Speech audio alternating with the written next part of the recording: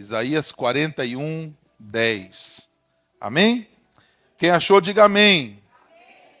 Quem não achou, diga eu preciso ler mais a Bíblia. Diz assim a Bíblia: Não tema, porque eu estou com você. Não fique com medo, porque eu sou o seu Deus. Eu lhe dou forças. Sim, eu o ajudo. Sim, eu o seguro com a minha mão direita da minha justiça.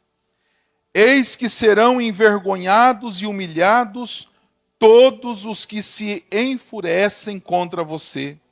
Os que lutam contra você serão reduzidos a nada e perecerão. Você procurará os que lutam contra você, porém não os achará.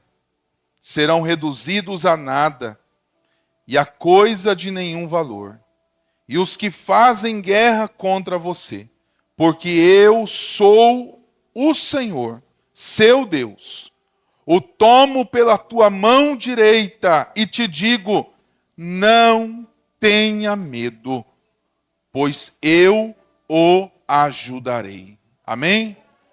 Pode se assentar, dando glória a Deus. Aleluias. Amados irmãos, nós estamos nesta série de mensagens, neste mês de setembro, onde nós estamos vencendo as emoções negativas, as emoções difíceis. Nós queremos vencer tudo isso. Falamos sobre a ansiedade no primeiro culto. Segundo culto, falamos sobre como vencer a rejeição, algo que realmente faz muitas pessoas não viverem o propósito que Deus tem na vida delas. A rejeição muitas vezes tem dominado as emoções e sentimentos das pessoas. É muito difícil ser rejeitado, ser rejeitada. Mas em Cristo, a Bíblia fala que nada pode nos separar do amor de Deus. Deus não nos rejeita. Amém? A Bíblia diz em Isaías 49, 15, pode uma mãe se esquecer do filho que cria, que amamenta? E é uma pergunta aí, pode uma mãe se esquecer do filho que amamenta? É uma pergunta. Pode ela se esquecer? É muito difícil. Mas ainda que ela viesse a se esquecer, eu, todavia, não me esquecerei de ti. Deus, ele faz essa promessa. Então, se você foi rejeitado ou rejeitada por alguém, Deus não te rejeita. Amém? Então essa foi a ministração da semana passada. E hoje nós vamos falar sobre medo, sobre pânico. Como vencer o medo, como vencer o pânico. Esse é um sentimento que tem levado muitos a viverem uma vida de derrota. Por viverem com medo, ou por terem crises de medo. Medo é uma coisa terrível, é um sentimento terrível, é uma emoção difícil de lidar. E tem pessoas que dizem, eu tenho medo de tudo. Tem pessoas que têm medo de alguma coisa, tem pessoas que têm medo da chuva, pessoas que têm medo de sair de noite, começa o sol baixar, tem pessoas que têm medo. Medo de entrar num lugar ali fechado, tem medo.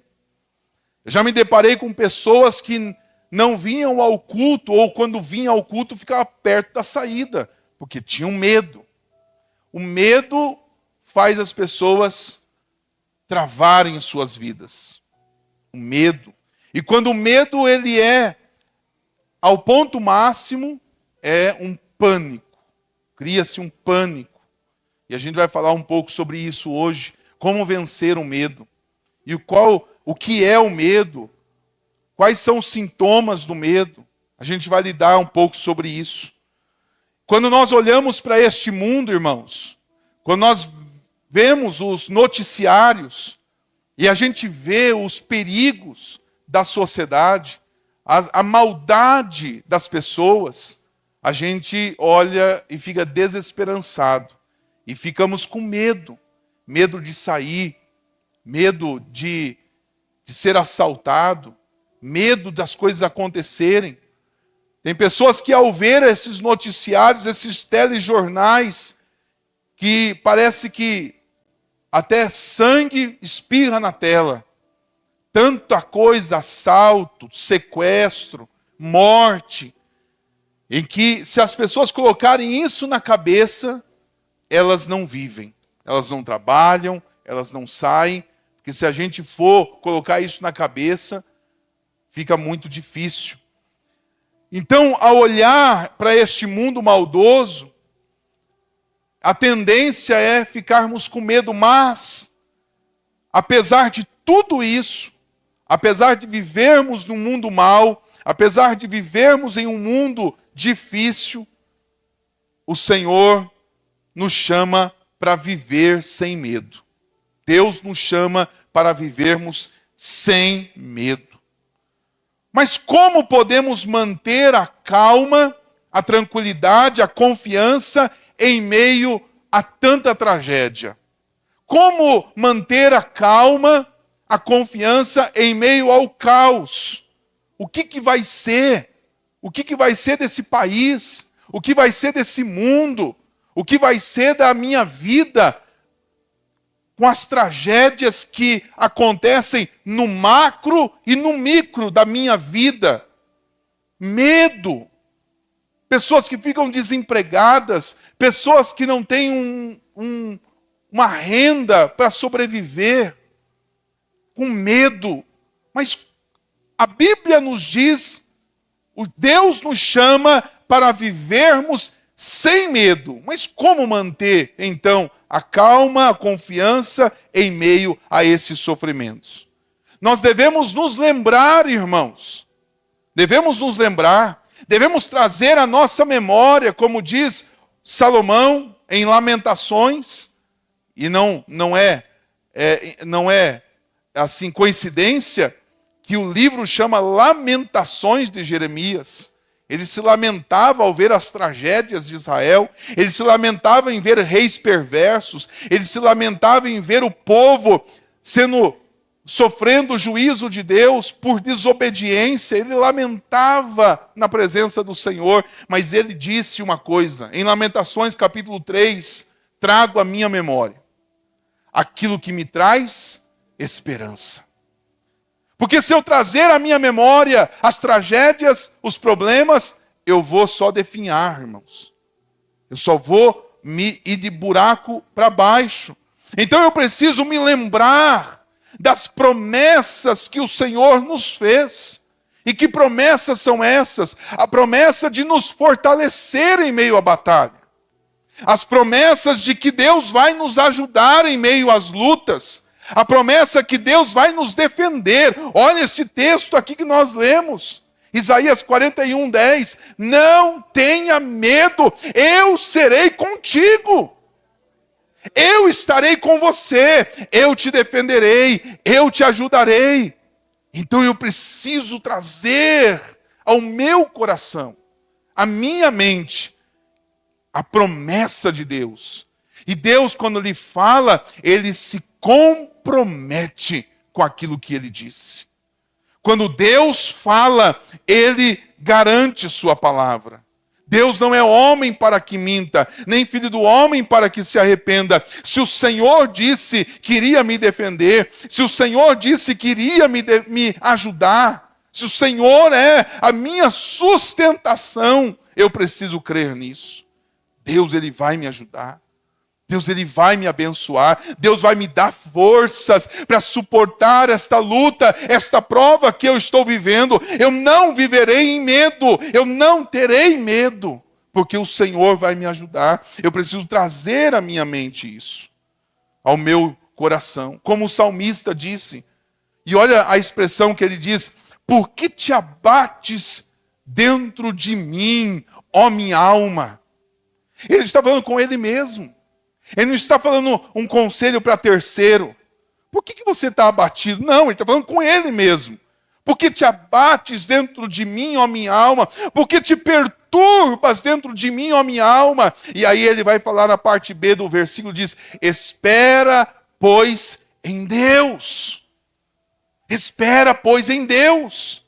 Se a tua alma está abatida, se a tua alma está aflita, se a tua alma está conturbada, se há aí dentro de você um vulcão, se há dentro de você uma tempestade, ei querido, em nome de Jesus espera em Deus, porque Ele há de acalmar esta tempestade e a tua alma se aquietará em nome de Jesus Cristo. Espera no Senhor, espera em Deus. Que você possa falar para ti mesmo, por que eu estou abatido? Eu tenho um Deus que cuida de mim. Mas o que é o medo? O que é o medo? A primeira coisa aqui que nós vamos definir, delimitar, é o que é o medo. O medo é uma sensação desagradável de pavor. O medo é uma sensação desagradável de pavor. Como um medo é essa sensação? Que as coisas fugiram do nosso controle. O medo é como um alarme avisando que algo ruim está para acontecer.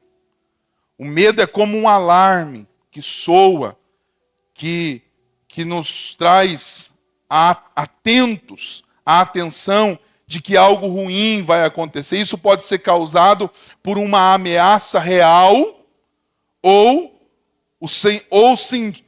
sentir a perda do controle de uma determinada situação. Aquilo que foge das minhas mãos, aquilo que foge do meu controle, então eu fico meio perdido e tenho medo. O que pode acontecer agora? Não depende mais de mim. Então, é uma sensação de pavor. O medo é isso. Uma sensação de incapacidade. É como um alarme que está dizendo, olha, o perigo está iminente. E quando esse alarme ele é exageradamente chega ao pico, o que as pessoas têm? Uma crise de pânico. Crise de pânico. Pessoas que têm essa crise de pânico, às vezes, entra debaixo da cama, entra debaixo do sofá, entra debaixo da mesa, não quer sair de lá. A crise de pânico, ela perdeu toda a sua razão, racionalidade. Há uma sensação terrível. Isto é a crise de pânico. Sabe? É o desejo de voltar para o útero. É o desejo inconsciente de voltar a um lugar seguro. É o desejo inconsciente de voltar a um lugar seguro. É um alarme que está nos declarando a todo momento o perigo evidente. Às vezes, esse perigo é real, às vezes esse perigo é imaginário. Às vezes esse perigo é da realidade, às vezes é da fantasia. Mas para a pessoa é real. Para a pessoa que está sentindo isso, e mesmo que seja uma fantasia no sentido aqui não pejorativo da palavra, de um mundo paralelo, de um mundo não real, mas a pessoa embarca nesse mundo e ela acredita piamente que está sobre risco, sobre ataque e não dá conta mais. Perde todos os sentidos. Todos os sentidos. O que a pessoa vê é só o medo. É um sofrimento da alma muito gigante, que precisa ter empatia e entender a pessoa. Ela não precisa de acusação, ela não precisa de outra coisa senão ter uma empatia àquela situação. Porque por mais que seja imaginário para ela que está sofrendo, ou para ele, né, para a pessoa, é real aquilo. Então o medo exagerado é um medo que num pico de estresse, num pico de momento, perde todos os sentidos.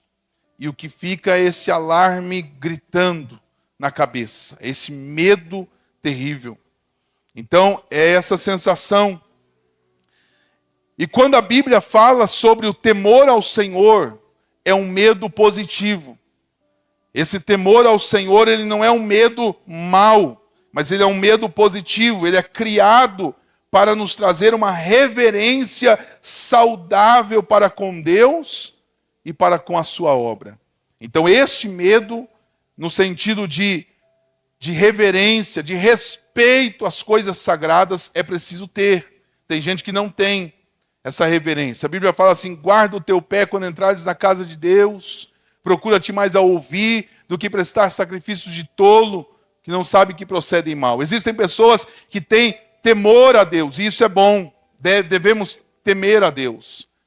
Não devemos levar a obra de qualquer maneira. Há que se tenha no coração das pessoas esse temor, esse medo positivo, mas não um medo que nos bloqueia de Deus e nos separa de Deus, não. É um medo de respeito, reverência às coisas sagradas e santas. Lembre-se que o medo em si não é ruim. O medo em si mesmo ele não é ruim. Às vezes é um alarme para a tua própria segurança. Uma pessoa totalmente destemida é uma pessoa que está sempre em risco. Tem gente que fala que lá no cemitério está cheio de corajosos, né? Tem pessoas que falam assim: lá no cemitério está cheio de corajosos. O medo faz com que a gente sobreviva a muitas coisas. Mas quando esse medo ele é continuamente, ele se torna um grande problema. Quando eu vivo em estado de alerta, quando eu vivo em medo, ele é um grande problema. Então isso é o medo. O medo é essa sensação desagradável de pavor e que fugiu do meu controle e eu vivo em medo. Muitas emoções, elas estão relacionadas ao medo. Muitas emoções, elas estão relacionadas ao medo, né? Que nós experimentamos. A raiz de emoções ruins, ela está amparada, enraizada no medo. Por exemplo, a ganância é o medo de não ter o suficiente. A ganância é o medo de não termos o suficiente. Então a pessoa é uma pessoa gananciosa. O que seria isso? É um desejo desenfreado em possuir. Isso é ganância. É um desejo desenfreado em possuir. E é um certo egoísmo nisso. É um desejo exagerado em possuir as coisas. E por que esta ganância? Por que as pessoas são gananciosas? Às vezes o problema não está apenas na ganância, mas a raiz da ganância é o medo de não ter o suficiente. O medo de não ter o suficiente. Então ela vai acumulando, porque muitas vezes passou por privações na vida e não quer voltar a este lugar, e então tornam-se gananciosos. Perceba que ao olhar para a ganância, ela não é um problema nela mesma, mas se nós tratarmos o medo, às vezes a ganância vai embora. Então há um fundo, há uma raiz nisso. Outra questão, a rejeição é o medo de não ser aceito. Então as pessoas elas não se abrem para o novo porque elas têm medo de serem rejeitadas novamente. Medo de não dar certo de novo. Né? Então isso leva à rejeição. Não dão uma segunda chance. Por quê? Medo. Quando pessoas são rejeitadas, elas vivem sempre em estado de alerta, de medo. De medo. É muito comum o que eu vou dizer agora. Muito comum, isso acontece com vários casais. A grande maioria de casais, quando há, por exemplo, uma traição, há uma traição no casal, naquele casal, na vítima, aquele que não traiu, ele fica em estado de alerta. E qualquer atraso de 5 minutos, vem um medo de ser rejeitado de novo, do que pode estar fazendo. Então sempre está num estado de alerta, sempre está com medo de que possa de novo ser rejeitada ou rejeitado. Isso acontece com várias pessoas. A culpa também é um medo de nossos erros serem descobertos. Por isso, às vezes, a culpa vem um remorso. E olhe só, observe, o remorso não é arrependimento. Tem pessoas que têm remorso, mas não arrependem-se. O que é o remorso? É o medo de ser descoberto. É o medo de perder o status. É o medo de perder o respeito. Então bate a culpa, e esta culpa não é pelo fato em si, mas é pela consequência do fato. O arrependimento é pelo fato. Eu me arrependo por aquilo que fiz. Isso é arrependimento verdadeiro. A culpa não. Então a culpa é um medo de ser descoberto. Então veja, e a culpa consome. A culpa é muito ruim. Uma pessoa que se sente culpada, a todo momento ela se julga a si mesma. Mas por trás dessa culpa, ou enraizada a culpa, é um medo constante de ser descoberta daquilo que fez. O desânimo que também é muito ruim, mas o desânimo é o medo do fracasso causado pela falta de confiança. O desânimo é o medo de não dar certo de novo. Vamos lá, vamos conseguir. Estou meio desanimado. Esse desânimo é o medo de não dar certo. É o medo de não conseguir avançar, de não conseguir conquistar. Então bate o desânimo, e esse desânimo é uma fachada. É uma fachada para não demonstrar o medo de não dar certo certas coisas. A raiva é causada por um medo que não podemos buscar também soluções. E aí bate o medo também, bate a raiva por conta do medo de nós não conseguirmos. Existe um processo do luto. Luto é toda perda, não é só morte. Toda perda. A pessoa perdeu a carteira no ônibus, desenvolve um luto. A pessoa quebrou o celular, desenvolve um luto. Qualquer coisa que é importante, perdeu o emprego, desenvolve o luto. Perdeu o namorado, se separaram, desenvolve o luto. Toda perda é desenvolvido um luto. Esse luto tem 5 fases. Primeiro, a negação. Segundo, a barganha. Terceiro, a raiva. Depois, depressão. E depois, a aceitação, que é a última fase do luto. É a aceitação. É quando aceita e parte para o novo. Mas perceba que a primeira é a negação. Não pode estar acontecendo isso comigo. Isso não pode estar acontecendo.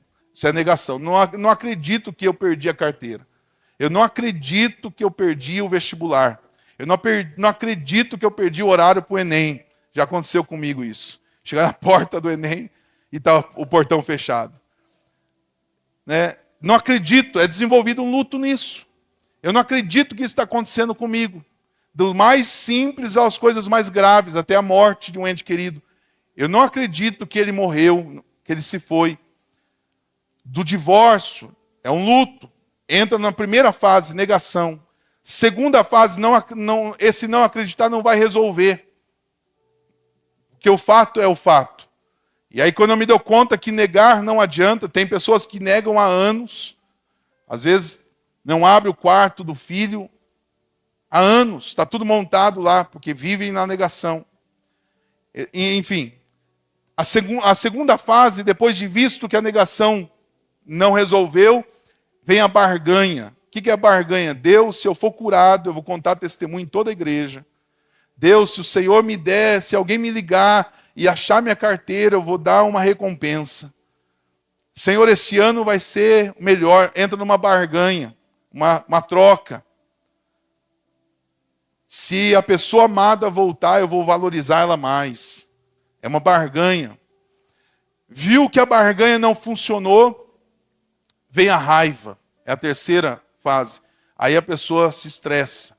Ela fica totalmente nervosa e com raiva do que aconteceu. Raiva do ente querido ter morrido, raiva de perder a carteira, raiva do celular ter quebrado, raiva do desemprego porque saiu da empresa. Entra no estado de raiva absoluta. Tem pessoas que param nessa fase, mas há uma quarta fase, a depressão. Sentir raiva, se socar, não vai adiantar. Aí essa fase, aí vai para um buraco. A depressão é isso. Depressão é um buraco. Ela entra nesse buraco e ela fica nesse buraco. Triste, desanimada, angustiada, achando que nunca vai dar certo nada. É a depressão profunda. Aí tem os níveis de depressão também. E a quinta fase é a aceitação. E vamos viver a vida. Existem momentos que voltam fases. Essas fases são alternadas. Chegou na aceitação, não pode voltar? Pode até retroceder de fases. Só que, veja que a raiva eu perdi totalmente o controle. Não adianta negar, não adianta eu barganhar, sente raiva, que é o medo de perder o controle. O ciúme é um outro sentimento que é bom e é ruim. A Bíblia fala, não arde em ciúmes. O amor não arde em ciúme. O ciúme para preservação, o ciúme para cuidado. Isso é bom. Deus tem ciúme de nós. O ciúme é bom. Mas o ciúme exagerado, o ciúme que arde em ciúme é ruim, é mal. Faz mal para quem tem esse ciúme e faz mal para quem convive com alguém que é extremamente ciumento também. E aí é ruim. E o que é o ciúme exagerado? É o medo de perder a pessoa ou o objeto que eu possuo. É também um sentimento de posse. Então também tem a base ao medo. A indecisão é causada quando nos preocupamos em fazer a escolha errada. Então eu tenho medo de escolher errado. Então eu fico nesse lugar de indecisão. Fico indeciso. Então é o medo de escolher errado. Então perceba que muitas emoções estão relacionadas ao medo. Ao medo. Você está inseguro? Que medo é esse? Você tem raiva? Qual medo é esse? Você está se sentindo culpado? Você é ganancioso? Por que você tem medo de perder as coisas? Ou de ficar acumulando as coisas? Que está por trás disso? Por que nós temos medo? Por que eu tenho medo? Por que as pessoas têm medo? Vamos ver a palavra de Deus, diz em 2 Timóteo, capítulo 1, versículo 7. Deus, através do apóstolo Paulo, disse para Timóteo assim, em 2 Timóteo 1, 7, Deus não nos deu um espírito de medo. Deus não nos deu um espírito de medo, mas de perseverança, de fortaleza, de amor, de moderação. Deus não nos deu medo. E se Deus não nos deu medo, da onde ele vem? Por que vivo com medo? Irmãos, algumas fontes do medo que eu vou aqui listar. Algumas fontes. O que é fonte? Origem do medo.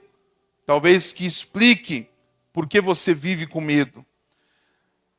Primeira coisa, as lições da infância. Os nossos pais, numa tentativa de nos proteger e de, vamos dizer assim, nos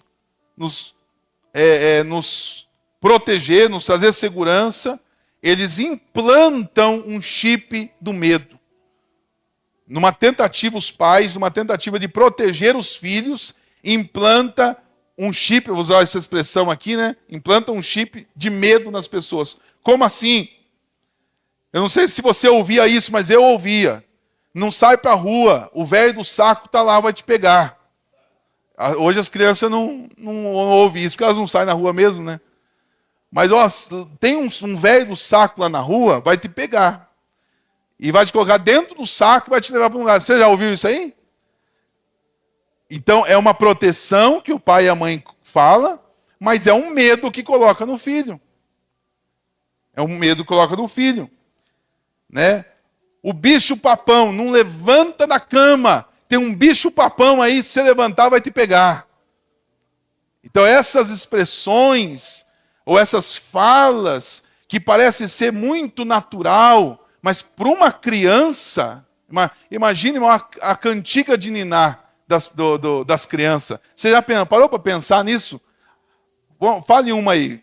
Como é que é? Boi, boi, boi da cara preta. Aí continua, como que é? Pega essa criança que tem medo de careta. Isso é para dormir, irmãos. Isso é para dormir. Criança dorme. Aí ainda bate. Boi, boi, boi. Vai bater. A outra, vamos ver a outra. Tem mais. Tem um monte aí. Então, coloca isso aí para nós. É algo, né, tão irrisório às vezes. Mas para a criança, irmãos, tem um bicho papão lá fora. Tem um velho do saco que vai me pegar lá. Então isso aí para uma criança é instalado. Não só isso, eu só estou dando um exemplo. Mas às vezes pais que colocam medo nos filhos. Ele põe um medo nas suas falas. E os filhos acreditam e ficam em estado de alerta e de medo. E isso é levado para a vida. Isso talvez seja uma fonte. E os pais fazem isso inconscientemente e de forma ignorante. De uma ignorância mesmo. Não saber que está fazendo mal ao filho. E o filho está recebendo esse medo todo. Segunda coisa que pode ser fonte de medo: imaginação. Às vezes, o sistema nervoso não distingue entre o perigo real e o imaginário. É isso que eu estou falando de um mundo paralelo. A pessoa entra num mundo paralelo, numa realidade paralela, numa realidade de fantasia, e ela cria um imaginário todo, né? Tá todo mundo me olhando, tá todo mundo me vendo. Ela cria essa captação, e será que todo mundo está olhando ela? Será que todo mundo está vendo ela? Mas ela traz essa captação, está todo mundo me vendo, o que eu faço? Está todo mundo me olhando. Então ela cria uma fantasia, e até mesmo um estado de delírio, e ela sente medo. E isso tudo é inconsciente, e a pessoa, o sofrimento é real. O sofrimento é real, mas há uma fantasia ali. Então, pode ser também uma imaginação. Terceira fonte do medo, o pecado. O medo é uma consequência da desobediência do Senhor. É bom porque nos lembra que nós vamos prestar contas para Deus. Nós vamos prestar conta. Então, quando alguém peca contra o Senhor, ele fica com medo. O pecado é uma fonte do medo. Muitos têm medo por conta do pecado. E pecados ocultos, pecados escondidos, pecados não confessados, pecados que não foram tratados. Esses pecados vai gerando medo, medo, medo e angústia. E uma legalidade do inimigo para te acusar ainda mais. E você fica com medo. Então é bom tratar isso, jogar para a luz, confessar os vossos pecados, para que não sejam perdoados, mas para que haja saúde, para que a legalidade do inimigo já não tenha mais. Então isso é muito importante. O medo, o pecado pode ser uma fonte de medo também. A ignorância pode ser uma fonte de medo. Alguns de nossos medos são baseados em informações erradas, né? Ao invés da verdade. Tem muitas pessoas que ficam sofrendo por algo que não existe. Mas não que está no imaginário, é porque ela acredita em algo, mas que não é a realidade, não é o fato, não é a verdade. Só está na cabeça da pessoa. Por isso ela fica com medo. Não é assim, não é desse jeito, mas não é. Então a ignorância faz com que a pessoa viva com medo. Quinto lugar, a dúvida. A dúvida. Quando ficamos com dúvidas, quando temos dúvidas do amor de Deus, quando temos dúvidas do cuidado de Deus, nós temos a tendência também de ficar com medo. O medo, ele substitui a confiança e a paz. Então, quando temos dúvidas, o que eu faço? Será que eu faço? Será que eu não faço? Será que eu vou? Será que não vou? Então, eu fico ali, por quê? Qual é a fonte? Qual que é o alicerce dessa dúvida? O medo de errar, o medo de dar um passo em falso. Isso nós temos que trazer para o bem. Nós precisamos trazer esse medo para o bem, não usar ele para o mal. Outra fonte também de medo é a autoimagem pobre. Eu tenho uma autoimagem de mim mesmo, né, onde eu não sou aceito, eu não sou valorizado, eu não me valorizo, eu não me aceito. Então, isso também pode ser uma fonte de medo, porque pessoas seguras, pessoas tratadas, elas não precisam da validação dos outros. Embora a validação dos outros é muito importante para nós. Todos nós, em algum nível, queremos ser validados, queremos ser valorizados, queremos ser aceitos. Mas essa autoimagem pobre de mim mesmo faz com que eu tenha medo. Por quê? Porque se eu não me aceito, o outro também não vai me aceitar. Se eu não me amo, o outro não vai me amar. O amor, ame o próximo como a ti mesmo. É preciso nós termos amor a nós. Não amor exagerado, mas precisamos nos amar. Metas inatingíveis. Isso é uma autossabotagem. Nós colocamos uma meta muito grande e nós não conseguimos alcançar, ficamos frustrados. Ficamos frustrados, ansiosos, porque não atingimos essas metas. Em último aqui, é uma visão errada de Deus. Uma visão errada de Deus. Muitos têm Deus como um ser severo. Alguém que está lá no trono mandando raio para todo mundo. Você pecou, apagando todo mundo. Tem gente que tem uma ideia de Deus equivocada. Ela não consegue se entregar a este amor de Deus, a vastidão do amor de Deus, mas ela só vê Deus como juiz, que está ali punindo as pessoas. Então essa imagem de Deus, essa imagem, esse evangelho que foi colocado no coração das pessoas, fazem também elas ficarem com medo e não se entregarem ao amor, ao perdão e à graça de Deus. Então isso é muito importante também nós sabemos. Essas são algumas fontes de medo das nossas vidas. Mas quais são as consequências deste medo? O que gera, o que acontece com pessoas que vivem em estado de alerta, vivem com medo, sabe? Medo de fazer as coisas. Passar momentos de medo é natural, é até natural, mas quando você permite que o medo governe sua vida, quando você permite que o medo controle sua vida, quando você permite que o medo direcione sua vida, você não faz nada porque o medo te interrompe, o que acontece? Quais são as consequências disso? Primeiro, divide sua mente. A sua mente, ela foca não em Deus, mas nos problemas que vêm. Uma pessoa com medo, ela enxerga as coisas com lente aumentada. Colocam lupa nisso. Por quê? Porque divide suas mentes. O medo distrai as pessoas para não buscar o poder de Deus, mas elas ficam só olhando para isso. Então essa é uma consequência do medo. Nós ficamos distraídos. Atrapalha a sua capacidade de pensar e de agir corretamente. Atrapalha a sua capacidade de pensar.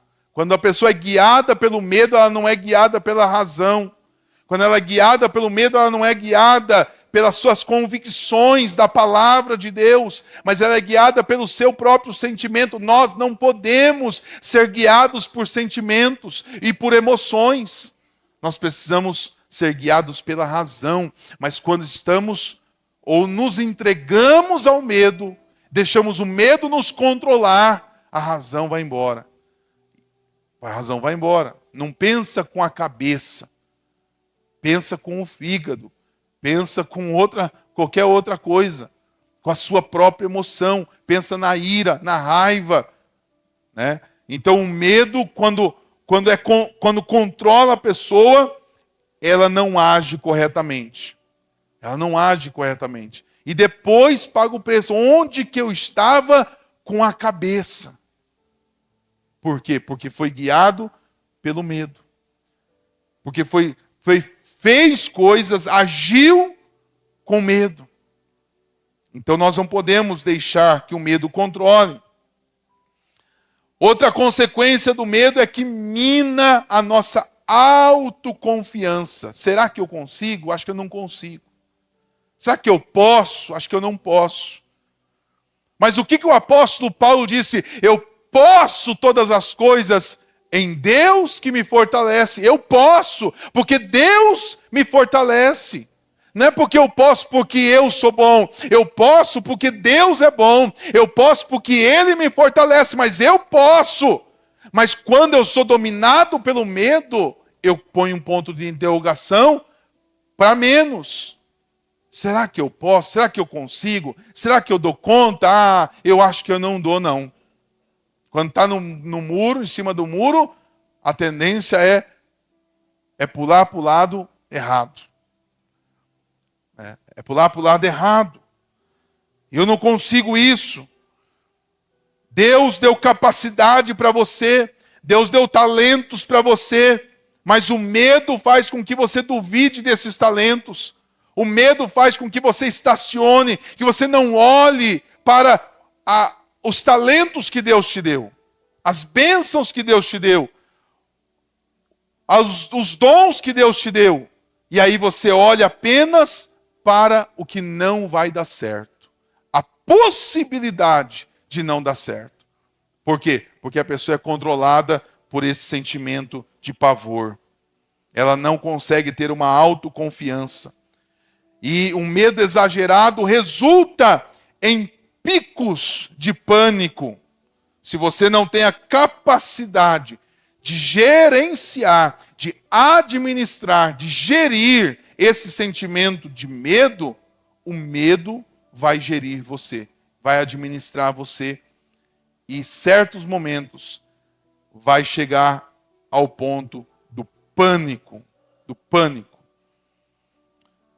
Ele te coloca num lugar de incertezas. O medo te coloca em um lugar de incertezas. O que vai ser agora, hein? O que vai ser de mim? E aí fica esse medo. Destrói relacionamentos. Por quê? Porque se um relacionamento não foi bom, um relacionamento ou relacionamentos passados não foram bons, eu tenho medo de me relacionar de novo. E quando me relaciono, sempre trago essas minhas experiências do passado para agora. Então, eu atrapalho ou eu destruo as relações. O medo faz com que eu não consiga me relacionar. Eu não consigo mais acreditar em ninguém. Eu não consigo mais confiar em ninguém. Porque eu transporto o que eu passei para essa nova relacionamento. Então o medo faz com que eu não viva bem em comunidade, em harmonia com as pessoas. O medo rouba a nossa alegria e a nossa paz. Quem vive com medo fica no estado de alerta todo o tempo. De alerta todo o tempo. Sempre com uma visão pessimista. Ele não tem alegria, ele não tem paz. Imagine a vida como uma máquina. Tua vida é como uma máquina. O óleo que faz a máquina andar bem é a alegria e a paz. Mas o medo é a areia nessa engrenagem. O medo te para, o medo te paralisa, o medo não olha, ele bloqueia o seu crescimento espiritual. Uma pessoa com medo, ela não consegue crescer diante de Deus, porque ela vive com medo. E por último, ela afeta a sua própria saúde. Saúde. Sabe, irmãos? A ansiedade, juntamente com o medo prolongado, trazem até doenças físicas, doenças para o corpo. Ela somatiza esses problemas e traz para o corpo determinadas situações. Então, tudo isso são consequências de viver com medo. Será que você tem medo? Será que você tem uma vida que está assim, sendo guiado por este sentimento? Guiado por esta emoção? Você não consegue produzir, você não consegue crescer, você não consegue avançar, você não consegue ser feliz por conta do medo. Ah, pastor, mas foi o que fizeram comigo.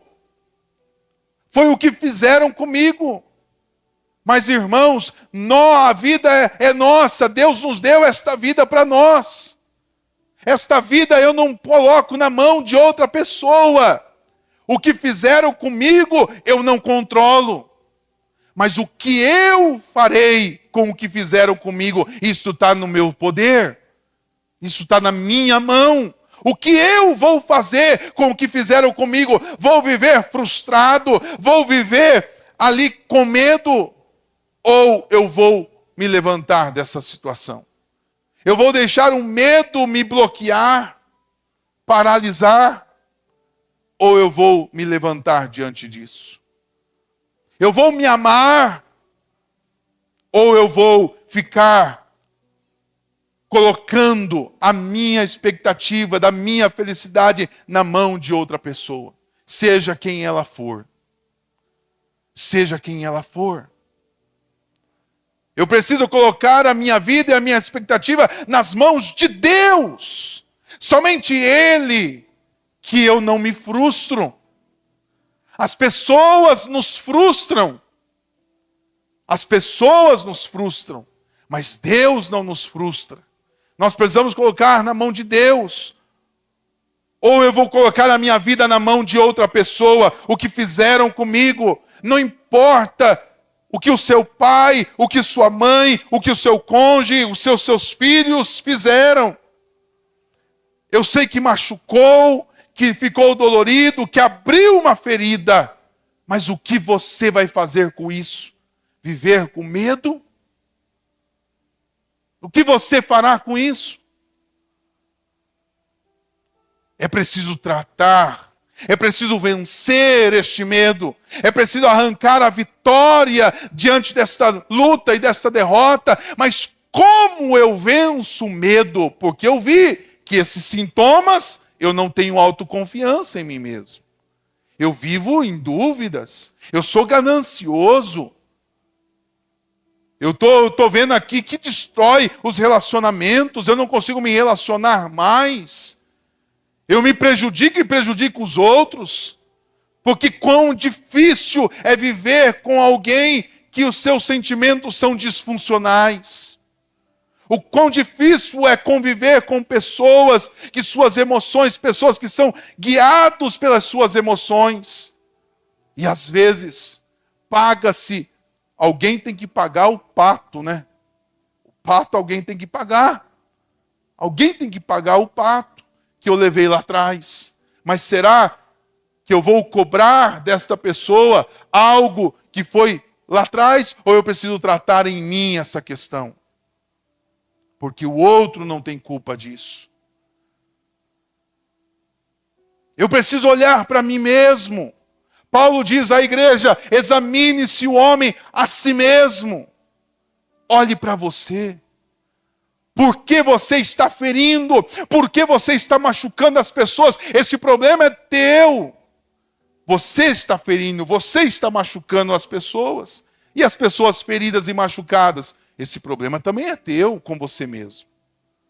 Por que você, como você está ferido e ferida, o que você vai fazer com isso? Abandonar a vida? viver diante do medo.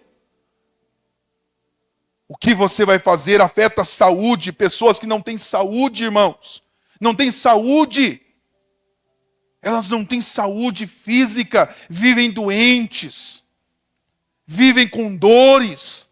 E por que tudo isso? O que a alma não dá conta, vai para o corpo. Pessoas que não comem,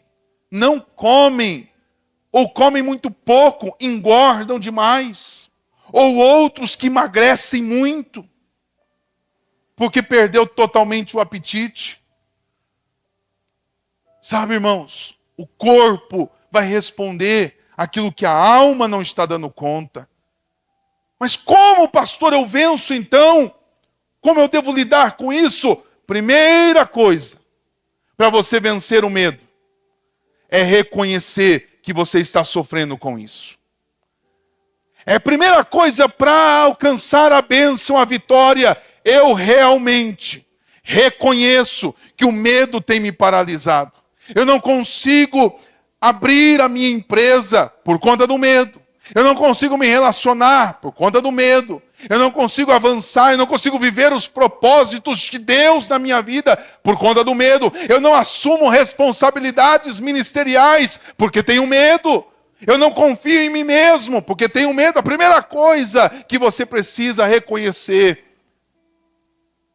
a primeira coisa que você precisa fazer para vencer é reconhecer.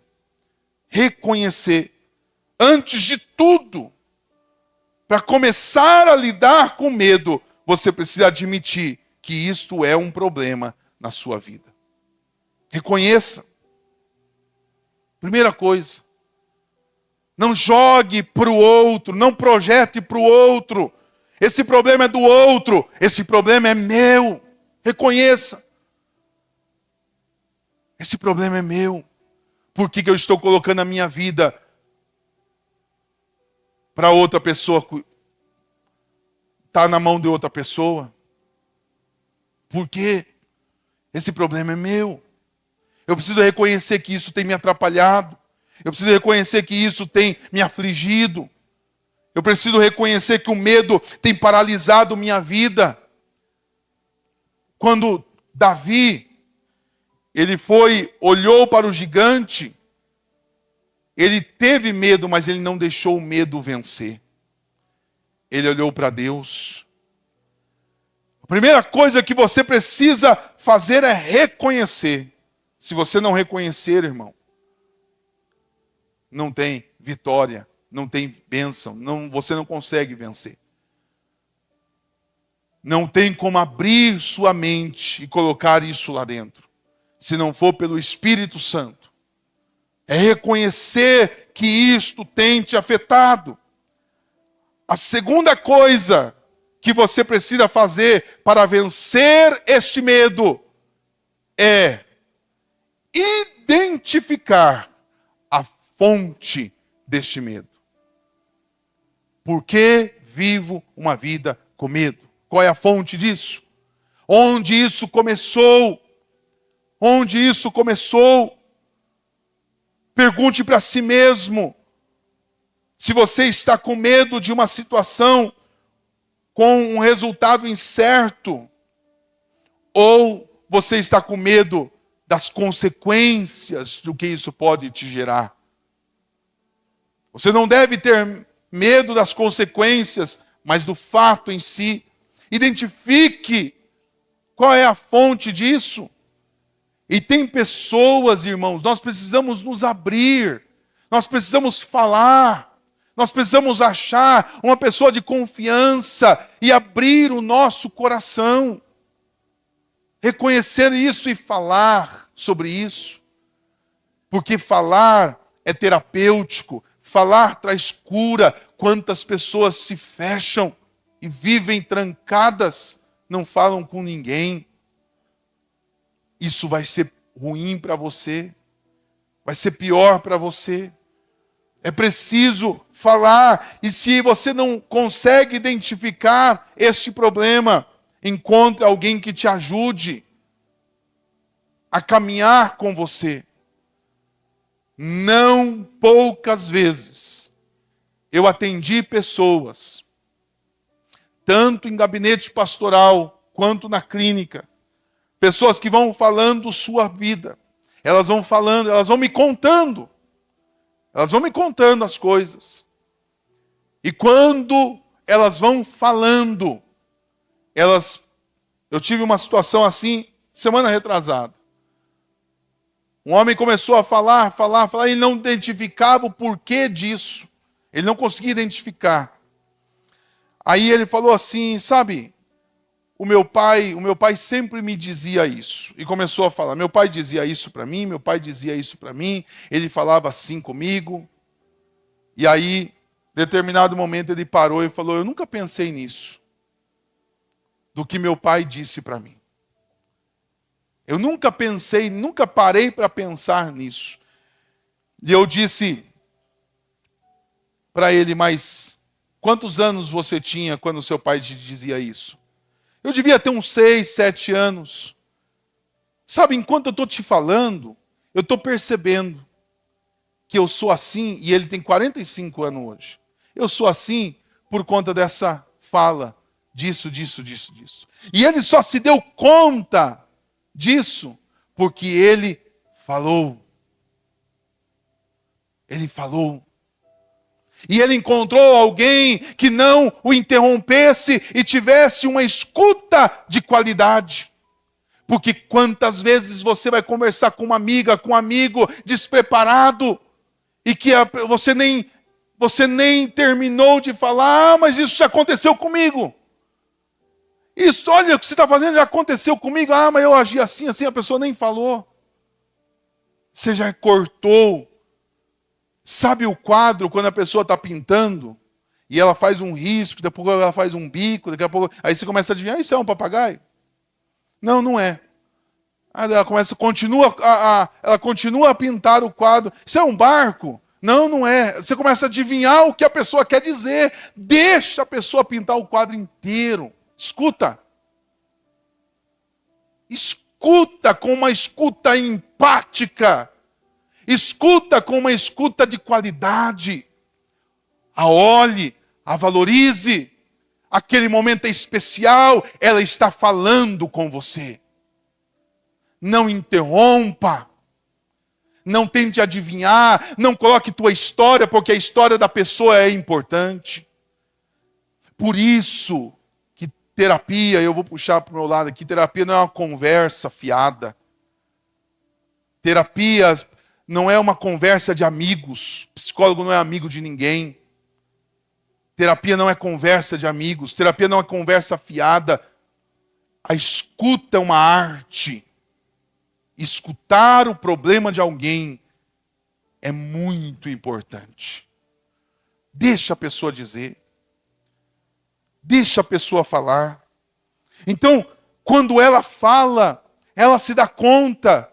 Ela tem insights e diz, olha, isso explica porque eu me comporto assim. Isso explica porque penso assim. Isso explica porque eu ajo assim. Então você vai descobrir a fonte dessa insegurança que você tem. Você vai descobrir a fonte dessa imagem distorcida que você tem de si mesmo. Isso vai fazer com que você identifique a fonte do porquê você tem essa crença inconsciente. Pastor, eu estou casada, mas a qualquer momento eu acho que eu vou me separar. Eu não sei de onde vem esse sentimento. Meu marido não fala disso. Meu marido não há nenhuma inclinação para isso, não há nenhum indício para isso. Mas eu sempre fico pensando que o meu casamento não vai dar certo. E por que você pensa? Não sei porque penso assim. E ela vai contando sobre a sua vida. Determinado momento ela diz, minha mãe sempre dizia, você nunca vai ser feliz no casamento. Minha mãe dizia, você não nasceu para casar. Homem nenhum vai gostar de você.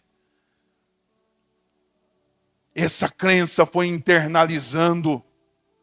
E daí vem, identificou o problema? Primeira coisa. Muitas pessoas não sabem com o que está lidando. Se eu não sei o meu inimigo, eu brigo no escuro. Imagina alguém brigando no escuro, não sabe de onde vem um soco, não sabe de onde vem o golpe. Ele está brigando, ele está dando soco para um lado, ele está dando soco para o outro, ele não sabe com quem ele está lidando. Por que eu penso assim? Por que ajo assim? Porque esse sentimento está em mim. Mas quando eu sei, quando eu identifico o porquê, é por isso que a Bíblia fala lá, lembra da onde tu caíste e volta ao teu primeiro amor. Para voltar ao primeiro amor, lembra da onde você caiu. Que momento você caiu? Que momento você deixou de vigiar? Que momento você... É preciso se lembrar. Você não vai conseguir voltar ao primeiro amor se você não voltar àquele momento e lembrar da onde você caiu. Quando os profetas estavam fazendo uma reforma numa casa, e eles pegaram um machado emprestado, e eles estavam fazendo lá a construção, e um determinado filho do profeta, ele deu uma machadada, o machado, ele saiu do cabo e foi para a água, e o machado era emprestado. E o filho do profeta ficou apavorado, eu preciso devolver o machado, e chamou o profeta, não me lembro se era Elias ou Eliseu, e aí eu acho que era Eliseu, e Eliseu chamou Eliseu, e o Eliseu disse assim, onde caiu o machado? Em que lugar caiu o machado? E o filho do profeta diz, aquele lugar ali, ele orou e o machado flutuou. Para que você alcance vitória, é preciso você identificar aonde está o problema. É preciso você identificar aonde foi a fonte disso. Sabe? Busque ajuda. Busque ajuda para você identificar esta fonte que nem você mesmo sabe e eu acredito que você não saiba. Outra coisa para vencer o medo. Mude o seu foco. Mude o seu foco. Você está com os olhos fixos no seu medo, sempre negativamente. E quando nós vamos inchando, alimentando o medo, e quando nós vamos alimentando o medo tende a crescer. Quanto mais eu alimento o medo, mais cresce o medo. Quanto mais eu alimento o medo, mais cresce o medo. E chega um ponto que o medo é maior do que você. É preciso encarar. É preciso encarar. Teve uma pessoa que ela estava com medo de estar no público, estar na igreja. Eu falei para ela, enfrente esse medo. Enfrente esse medo. Vá lá, mesmo com medo. Vá, mesmo desconfortável. Vença esse medo. Porque se você não for num culto, se você não for num outro mês, se você não for no outro mês, esse medo vai se transformar gigantesco. E você não vai mais conseguir vencer esse medo. Porque você vai alimentar esse medo. Não alimente o medo. Não alimente o medo com a sua dúvida, com a sua incredulidade. Não alimente esse medo. Não o torne grande demais. Mas vença o medo com a palavra de Deus. Vença o medo com a palavra de Deus. Confie no que diz a Bíblia em Isaías 41:10. O que diz a Bíblia, o que você está enfrentando é uma batalha de fé. O que você está enfrentando é uma batalha de fé. E este versículo aqui pode ser uma âncora para você vencer esses tempos difíceis que você está vivendo. Deus está dizendo ao povo, não tenha medo. Eu estou com você. Deus está com você. Deus não te abandona. O homem pode te abandonar. O homem pode não ligar para você. O homem pode não te considerar. Mas Deus te considera e Ele está com você. Vença este medo em nome de Jesus.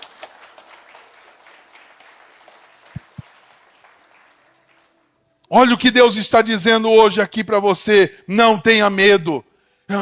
Eu sei que o tamanho da sua luta é grande. Eu sei que o tamanho da sua prova é grande. Mas o meu Deus é maior. Deus é maior. E Ele vai te fortalecer em nome de Jesus. Essa luta não vai te derrubar. Essa luta não vai te enfraquecer, não. Você vai sair dessa luta melhor ainda. Creia nisso, em nome de Jesus. Fique de pé, meus amados irmãos. Jogue fora este medo. Que medo que está no teu coração? Jogue fora este medo. Baseado na certeza de que o Senhor é fiel, amoroso, onipotente. Você não tem motivos para se segurar nas incertezas. Você não tem motivos, por pior que seja, você não tem motivos de se segurar em suas ansiedades e em seus medos. Segura nas mãos de Deus. Segura nas mãos de Deus. O texto sagrado diz: não tenha medo, porque eu estou com você. Crê nisso? Não fique com medo, porque eu sou o seu Deus. Eu lhe dou forças. Sim, eu te ajudo. Sim, eu seguro na tua mão direita. Você não vai naufragar. Você não vai afundar. Deus te levanta. Ele pega na tua mão direita, em nome de Jesus. Serão envergonhados os que te ferirem. Serão envergonhados os que lutam contra você. Serão reduzidos a nada, porque eu sou o Senhor seu Deus. Tomo pela tua mão direita e te digo: não tenha medo, eu te ajudo. Oh, meu amado irmão, quem está dizendo aqui é o Deus que eu prego, é o Deus da Bíblia, é o Deus de Abraão, de Isaac e de Jacó, é o Deus que abriu o mar vermelho, é o Deus que operou o impossível. Ele está com você. Não tenha medo, em nome de Jesus. O amor de Deus expulsa o medo, em nome de Jesus. Aquele que habita no esconderijo do Altíssimo, a sombra do Onipotente descansará. Eu não sei que medo você está enfrentando, meu amado, mas em nome de Jesus Cristo, receba esta palavra e vença o medo em nome de Jesus. Vença o medo, confie na palavra de Deus, identifique o problema, busque a presença do Senhor. Deus vai reverter este quadro, a vitória vai vir em nome de Jesus Cristo. Amém. Glória a Deus. Aleluia.